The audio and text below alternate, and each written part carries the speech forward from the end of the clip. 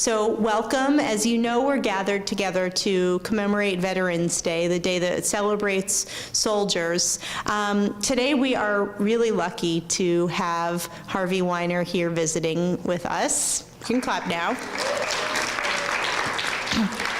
As you're going to hear when he opens his mouth, Harvey is local. He was born and raised in this area, in Mattapan and in Hyde Park. He has been to all the best schools around here, Boston Latin, Harvard, Columbia, even though that's in New York. He's a lawyer by training, but before he started the main part of his career here in the Boston area, he served in Vietnam from May 16th, 1969 to May 16th, 1970.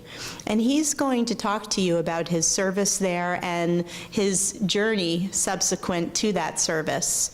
Our expectations, of course, are that you will be great listeners, that if you have questions, you'll hold on to them, because we've asked Harvey to give you plenty of time to ask your questions. I think you're going to have a lot. He's a really interesting guy with an amazing story to tell. So with that, I'm going to turn it over to you, Harvey, and welcome you again.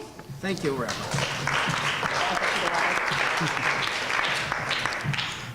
Hi. Is nobody allowed to sit in the first two rows? Is that, okay. Let me wait a minute until everybody is comfortably seated or uncomfortably seated. Thank you. Once again, my name is Harvey Weiner, and as the rabbi said, I'm a local kid, as you can tell. I was born in Mattapan, or as we former citizens of Mattapan say, to make it more distinguished, Mattapan, and Hyde Park, and been around the Boston area for my entire life. I served in Vietnam from May 16th, 1969 to May 16th, 1970 in a combat position the entire 365 days. I am a lawyer. After the war, I came back to Boston with my wife. I've been practicing here for 40 plus years. And what I hope to do here is have 25 minutes of, I'll tell you a bunch of stories. I'll tell you first some facts that you kind of need to know in case there's an exam, but there's no exam on this. And then several stories that I think will hold your attention. And then I'd like to give you the opportunity for about half the time to ask me questions. And remember, there are no dumb or stupid questions. The only questions that are dumb are the ones that are not asked because you want to know the answer to it. So if you think your question is very basic, it probably means it's basic to everyone, because I'm not sure of your experiences, and if you have a question, ask it. Don't be afraid, and I will answer it. Let me give you some facts first so you'll know what Veterans Day is. Veterans Day is a holiday that came from Decoration Day, that came from Armistice Day. World War I, the first great war to end all wars, and that didn't happen, took place from 1914 to 1918. And when the fighting stopped, it stopped by what is called an armistice. It doesn't mean there's a peace treaty. It doesn't mean everything is over with permanently. The fighting just stops. And it stopped on a particular unusual date in time. It stopped on the 11th minute of the 11th hour of the 11th day of the 11th month in 1918. And that was Armistice Day, November 11th. And that's the origin of today's Veterans Day. So over the years, there were more wars, so Armistice didn't seem like a good name for that particular day to honor veterans and those who were killed in wars. So they changed it to be Decoration Day. And the reason they called it Decoration Day is because one of the traditions in this country, and in Europe, by the way, was to go on this particular day to the graves of soldiers who had died in the war and to put flowers on those graves. So it became Decoration Day. But Decoration Day is kind of it's not really a good name. And the custom of putting flowers on graves sort of went somewhat by the wayside, so they decided to honor veterans by calling it Veterans Day. And that's how Veterans Day came about. Now, I'd like to distinguish it from another holiday that honors veterans, and that's called Memorial Day. Now, Memorial Day honors those who were killed in the service of their country, and it honors those who died in the service of their country. Veterans Day, you want to be honored in Veterans Day rather than Memorial Day because you're alive. And veterans are honored because they're still alive on Veterans Day, and those who are deceased, dead, are honored on Memorial Day. And they say, how do you distinguish the two? When you talk about a soldier, one of the expressions is, in war, some gave all. Those are honored on Memorial Day. And all gave some. And those are the people that are honored on Veterans Day.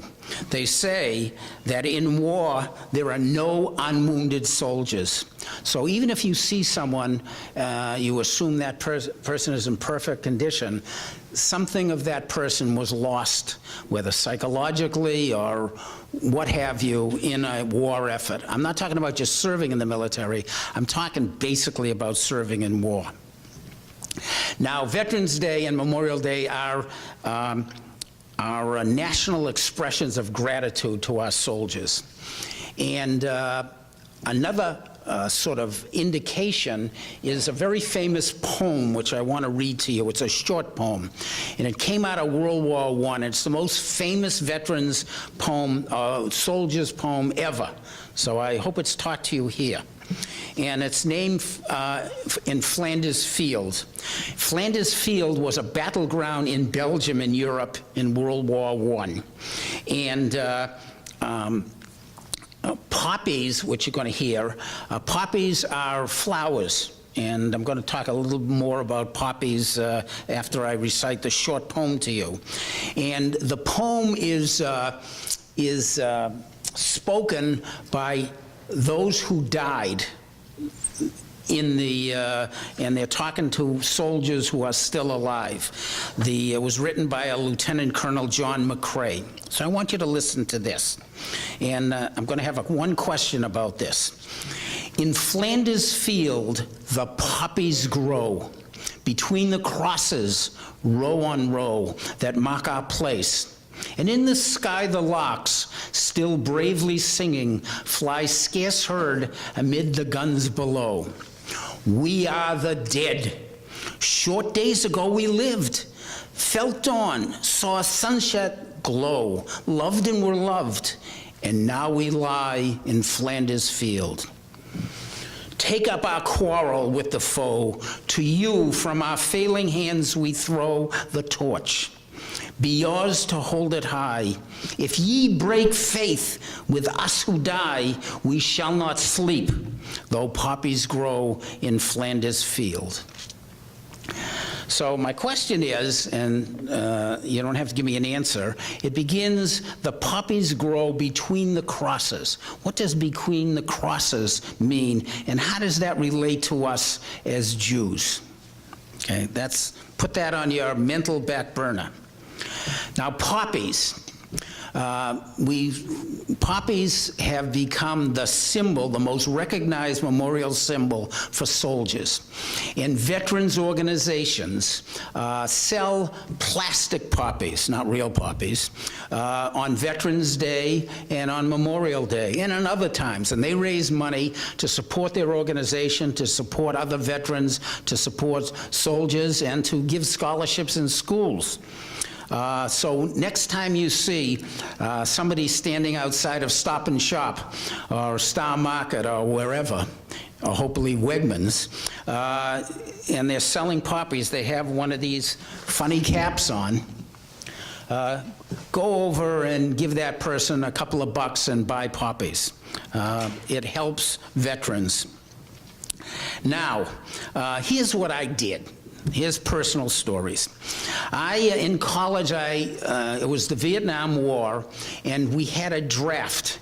And a draft meant that everybody who was male and was able-bodied had to serve in the military, in a nutshell.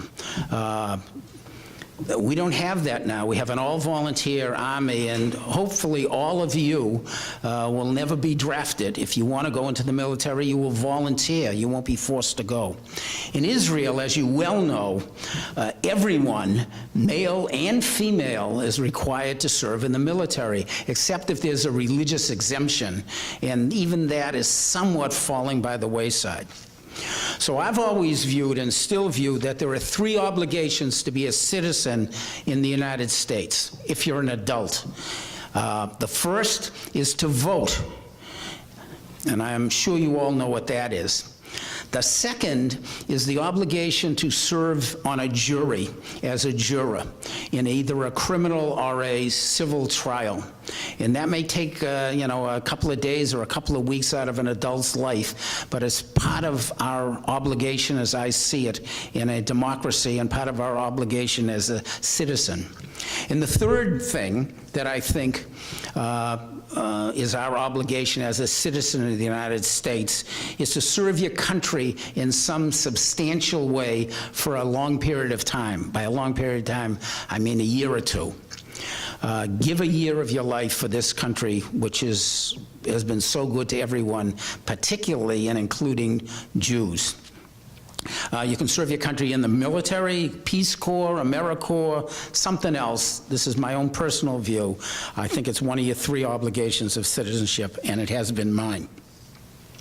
Okay, let's go to Vietnam, a very hot war in which it was halfway around the world, and I went there. I was married at the time. My wife stayed back here. I had no children. My 2 mother and father were alive. And there's a picture over there, which you'll see afterwards, and we didn't put them up there, of my wife and I at the airport at the moment, not quite at the moment, but almost at the moment when I left her for that year to go to Vietnam. You can see it's not a happy picture, but it's certainly poignant. My dad took it, and we were not happy. It's the little one.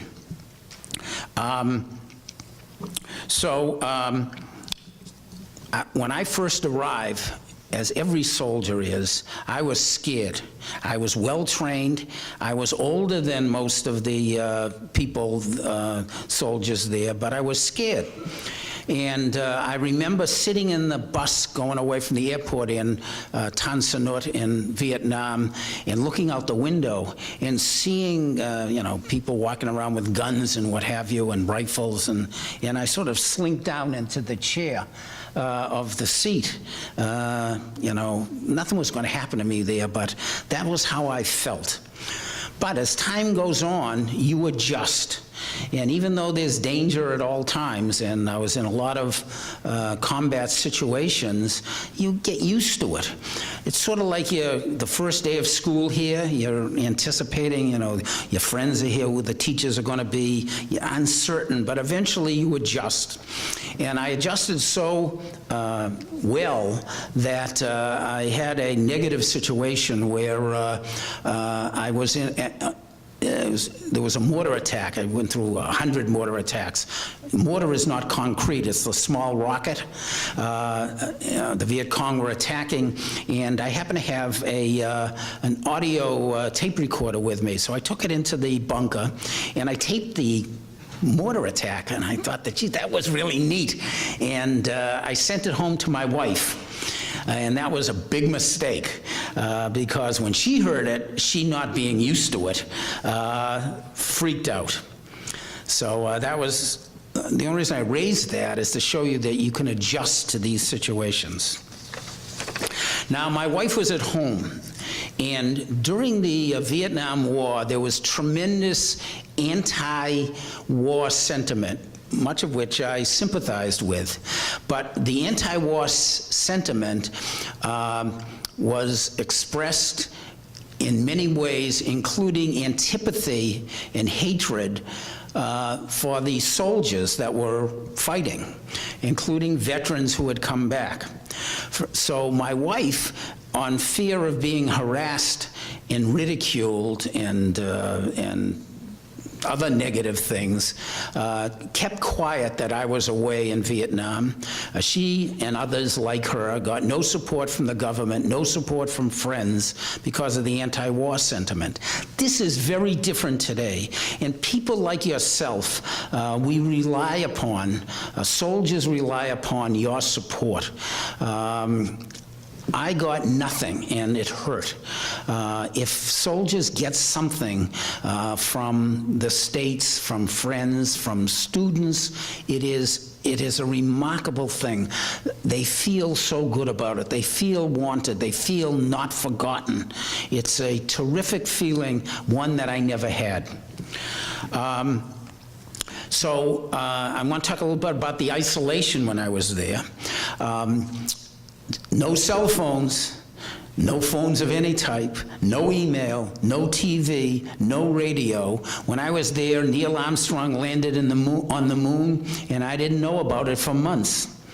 I would send letters back and forth to my wife, but I couldn't really say what was going on because of the negativity of the situation, so I told white lies.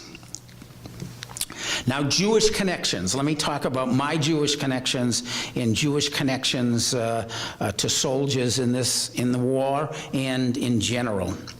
I received a semi-secular upbringing, and I was not lucky enough, as you guys and gals are, to have a school like this and have a religious education integrated with a regular one.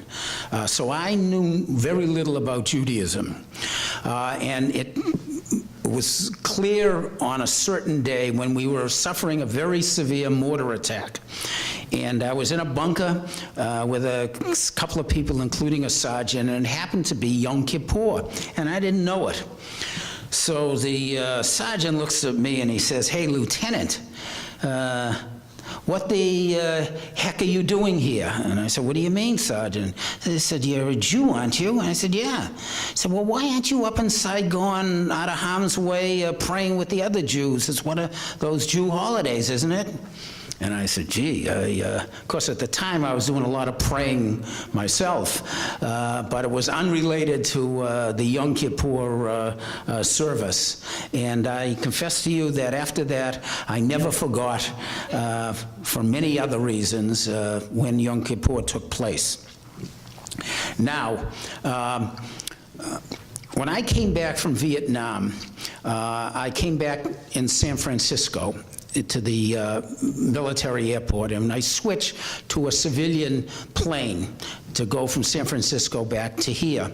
And when I did so, I ran smack into an anti-war demonstration, and some ancient lady, very, very old lady who was demonstrating, she must have been as old as 40.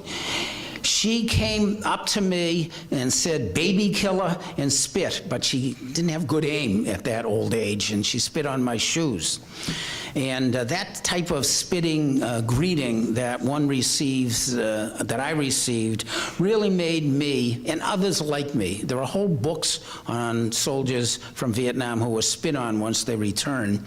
Made me sort of hunker down and not mention that I'd been in service or my war experience or anything. And I did that for 30 years until 9/11. Now, on 9/11, it was clear to me that we were going to be, just because of the politics involved, we were going to be in an unpopular war. And I decided that I wanted to make sure or help separate the soldiers from the anti-war effort. Just because you're against the war, you can't be against the individual soldiers. You got to separate the two. So I became active in veterans organization after 30 years of hiding, of being in a military closet, as it were. And I became involved with the Jewish War Veterans of the United States. Now, the Jewish War Veterans of the United States are the oldest veterans organization in America. They're older than the VFW, they're older than the American Legion, they're older than any other organization. They were formed right after the American Civil War to combat anti-Semitism, because the belief then, as is sometimes the belief now, that Jews don't fight for their country.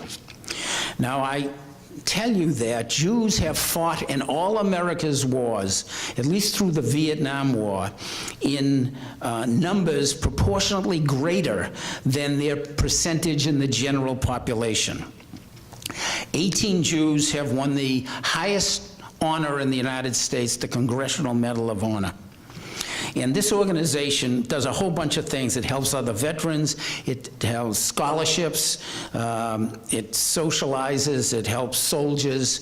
I'll give you one example. In my temple, I'm a member at Temple Beth Avoda in Newton. There was a soldier who was called to Iraq, and what the JWV, Jewish War Veterans, and other veterans organization would do, they'd go over his house, his wife was there, mow his lawn, clean up stuff. I mean, show support. That was so important. Boy, do I wish we had it in the Vietnam War. Now, if you go to war, one of the other things the Jewish War Veterans does is it supports and maintains and has a museum in Washington, D.C. It's called the Museum of American Jewish Military History, and I'll bet there's not one person in this room besides me that has ever heard of it. So when you go down to Washington to go to the Holocaust Museum, nag your teachers and parents and friends to also go to this museum. You go to one museum and it shows Jews as weak and destroyed. You go to this museum and you see Jews as strong and heroes. And it's a nice place. The docents are terrific.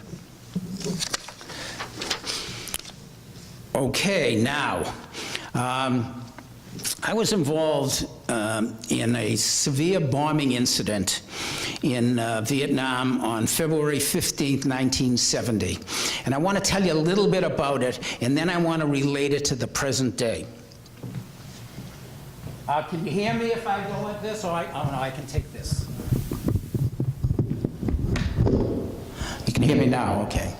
Actually, I don't want this. I need to use two hands, so hold on. I'll be semi-loud. In my province, we had captured a huge weapons cache, or a bunch of weapons of the Viet Cong, and we wanted to show some of the province bigwigs these weapons, and it was out in the field. So we got in two jeeps. I was in the first one with someone else, and the other province bigwigs were in the second jeep, and we're going along. I'm in the first jeep, they're in the second jeep, and we were supposed to take a left turn, and instead of taking the left turn, the driver misses the left turn, and the second jeep takes that left turn. So we look in the rearview mirror, oops, wrong, didn't make the turn, so we back up quickly, and we follow that jeep for maybe 100 to 150 feet. And that jeep hits a landmine and blows it up. And I think there were 6 people in that jeep. 3 were killed, and 3 were severely wounded. And we called in a medevac for the severely wounded, and when you think about it, how life can be so random and luck. Just because the driver missed a turn, the people in the second Jeep were severely wounded or killed, and everybody in the first Jeep was fine. But what I did,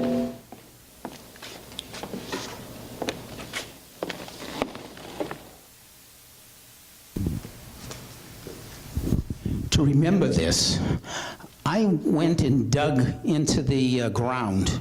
A stupid thing in retrospect, could have been another bomb. And I took out a piece of shrapnel. I don't know if you know what shrapnel is.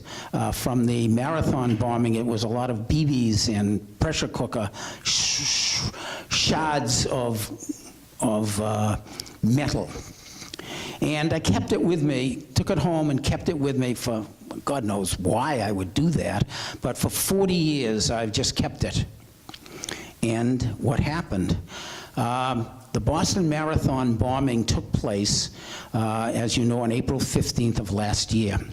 And a lot of Jewish lawyers, including myself, volunteered to represent various Boston Marathon bombing victims, to help with the One Fund, to help wills and trusts, to do, counsel and advice.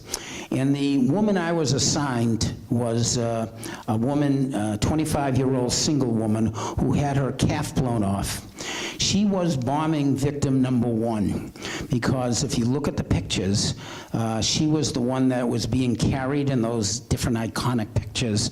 And her friend who carried her drove to the hospital directly, and she was the first one to go to the hospital. And when she came to the hospital, she said, I got, my calf is blown off because of the bombing. And people said, what bombing? They didn't even know it yet. Anyways, I was assigned her, and I wanted to bond with her and to show her that I had, my experience was at least somewhat like hers, so we could connect. So I told her the story of the bombing, and I showed her the piece of shrapnel, and she was really taken by that. And I got a call from her and said, Harvey, you know what I'd like you to do? We don't have any shrapnel from this bombing. Everything was picked up by the police as evidence. So, I have PTSD, post-traumatic stress syndrome. My calf is blown off. I need something to make me strong. And I know that you kept this to feel strong. So I went to my local, these things you can't cut. So she asked for a piece of the shrapnel, and I tried to cut it and nothing worked. So I eventually went to a garage, and I said, how much for me to cut this? Would you cut a piece off for me? And I told him what it was, and the guy said, I wouldn't dream of charging you anything for that. So I cut it off and gave it to her, and she's intending to wear it around her neck as a way of feeling strong, as a way of feeling connected, and as a source of strength. So sometimes things that happened at war 40 years ago have relevance today. Now, and I'm going to put that up here. I don't know if you're going to be allowed to go up and see these different tchotchkes. This is a captured Viet Cong flag. This is the picture of my wife and myself just as we're going off to war. There's a picture of me when I was younger and thinner. A Bronze Star, which is one of the medals. A book in which I'm a important, although minor, character, and the shrapnel. Now, what do you take from this? When you see a veteran or a soldier, and veterans wear these funny caps, like these caps here. All different veterans organizations have these caps. What do you do? What do you do? How do you connect with them? These people have put their life on the line for you. They're people of service. That once you get into the military, you really spend the rest of your life in some degree or another of service to your fellow men and women and country.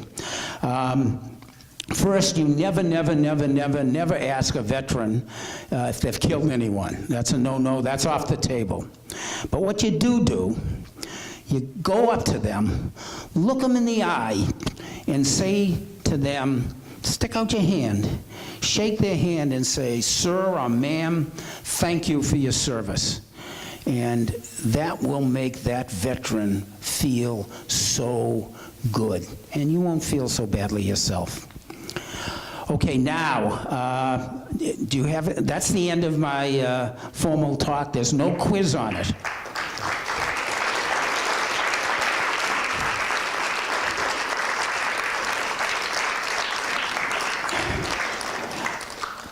I know you've been preparing questions, and I'll answer questions until the teachers throw us out.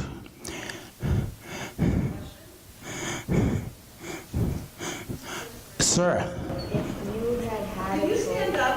Could you stand up? I'll repeat the question, but I have to hear it first. If you had a choice whether or not you could be in the Army, like, would you still go even if you... Okay, that's an excellent question. If I had a choice as to whether or not I would go, in retrospect, would I go?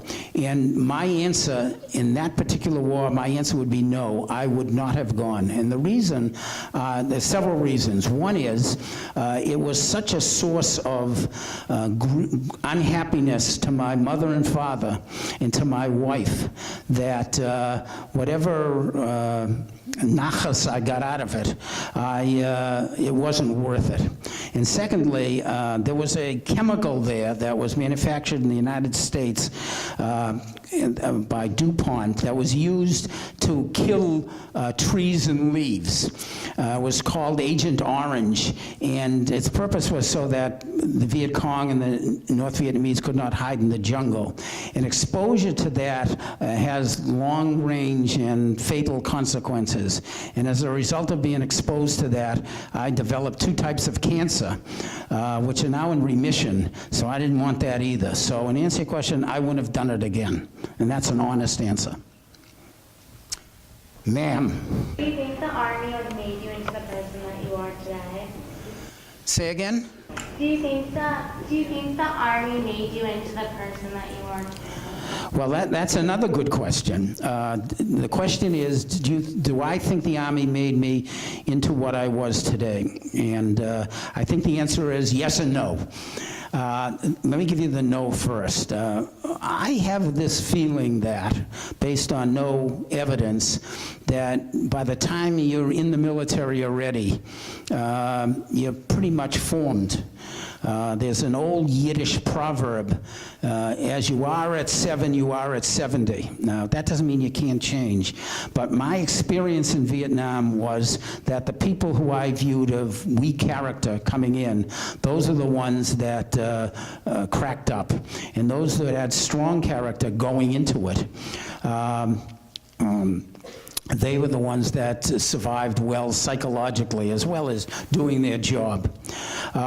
Secondly, it had shaped me in understanding what war is, and I think war is horrific. There's nothing, I don't understand, there's nothing really glorious about it. There's no glory there.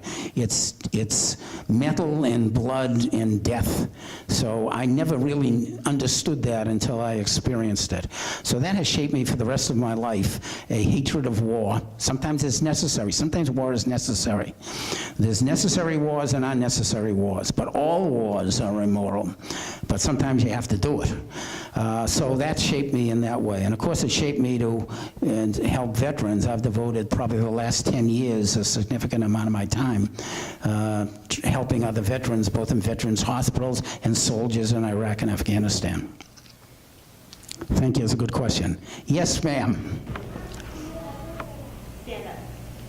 You're going to have to stand up. The artillery didn't do much for my ears either.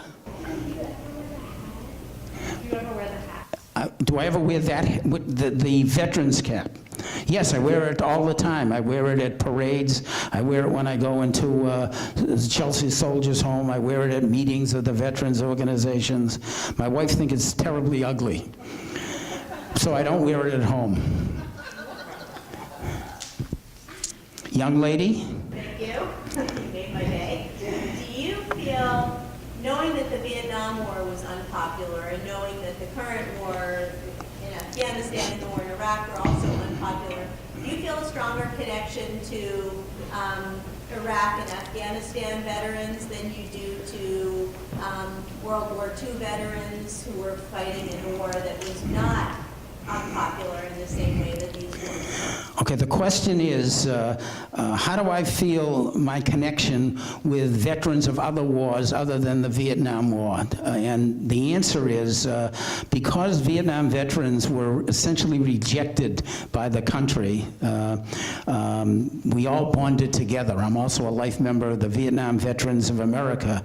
So those are the ones I really connect with. I don't connect as much with, although I do connect with them, the Iraq and Afghanistan veterans. And I connect a lot with the World War II veterans because they are the greatest generation, and they won their war. You had one. Go ahead. What was the first thing that you did or wanted to do when you came back? I'm sorry, I didn't hear that. What was the first thing you did or wanted to do when you came back to New York? That's another good question. What is the first thing I wanted to do when I came back from Vietnam? And the answer, I wasn't able to do it because I was sick coming back. But the first thing I wanted was the best cheeseburger ever, something that many of you can't have. And I did get one.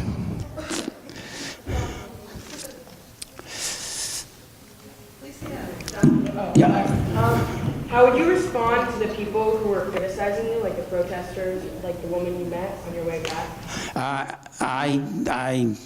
In retrospect, I didn't do anything. I was kind of in shock and taken aback by that. Also, I was sick. I had the flu at the time, so I didn't respond at that particular time. But in general, I responded by silence and not telling anybody that I was in the war.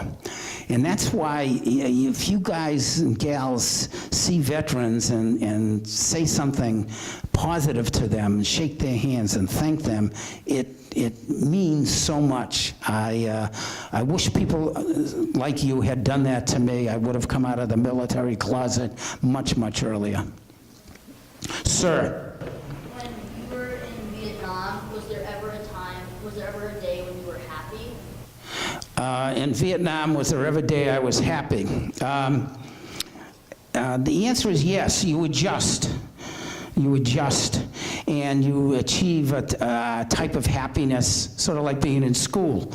You get a type of happiness, and you're, I'm teasing, and you do have lots of happy and funny situations. You have buddies, you have, you have good times. The only thing that I would say about Vietnam on the lack of happiness, you had to be alert at all moments. So there was never a moment you could 100% relax. You always had your, you always were alert. You couldn't nap like half you people are. No, you could do that, but you were always alert. When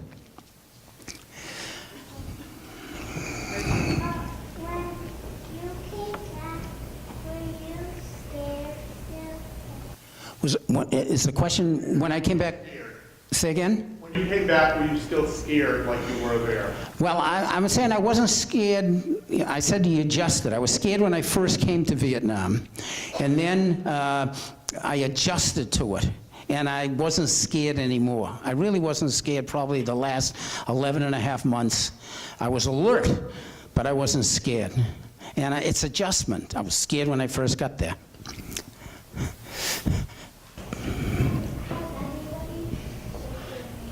I need you to be a little louder. Has anybody ever shook your hand when you were in hiding? The answer is yes. It happened to me about 4 years ago in West Roxbury. I was walking out of my car. I have a special license plate, and a person came over to me and shook my hand and said, "Thank you for your service." And I was taken aback by that. It never happened to me before. And it's happened a few times since. How did your family and friends treat you when you came back from the war? Well, they treated me well. They were a bit puzzled, why was I there? And they were a bit puzzled that, that I was 2 or 3 years behind my fellow law school graduates. But I was treated well by family and friends. But you got to remember that I didn't share anything. I shared very little, even with my wife. An interesting thing about war veterans, and it's true with cancer patients as well, they share best with other war veterans. So you'll see this on television shows, or wife will say, God, he hasn't talked to me about this for 40 years. And we have this veterans reunion and he won't shut up.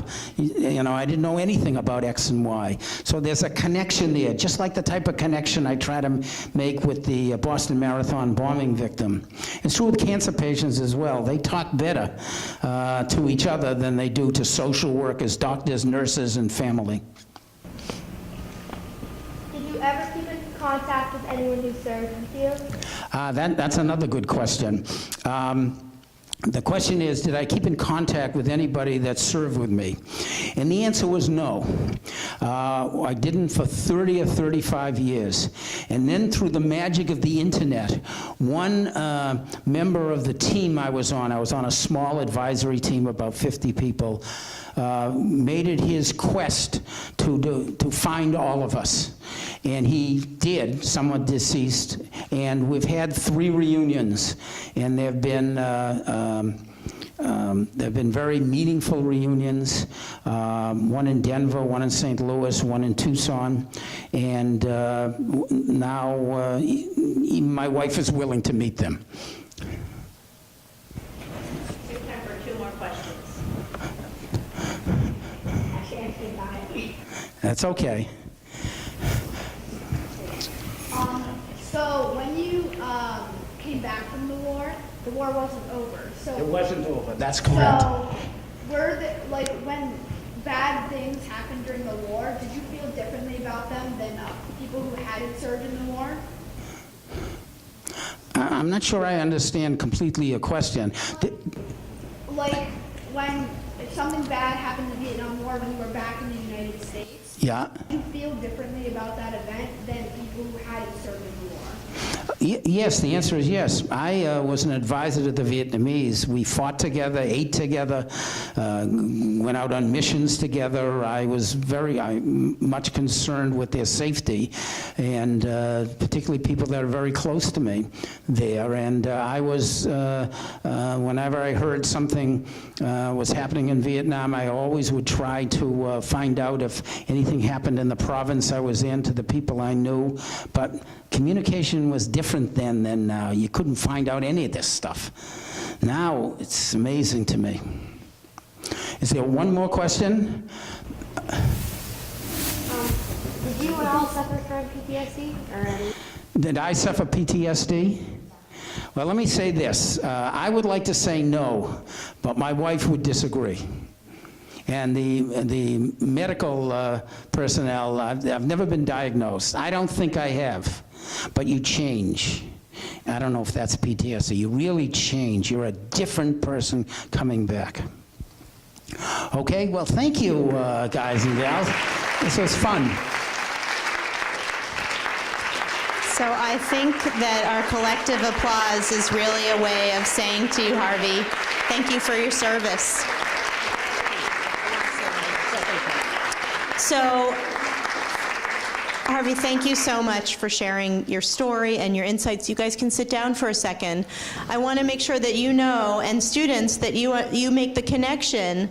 So remember, you've been bringing in goodies and magazines and toothbrushes and DVDs. We're collecting these items that we're going to send to Jewish soldiers who are serving currently abroad. This is why we do it, because those people don't always feel the love that they deserve to feel. Whether we agree with the wars that they're fighting or not, we see from Harvey that soldiers are human beings who deserve compassion and caring and deep, deep respect and gratitude. So that's why we are doing what we're doing. We hope it'll make a little dent in the lives of the people who receive our stuff. Stephanie wants to add? I just wanted to say these are not poppies. They're roses. And Harvey, just from all of us here, we thank you and we're filled with gratitude for serving and protecting us. These guys weren't even born yet. And and Rabbi Clevenger wasn't born yet either. But please enjoy these flowers.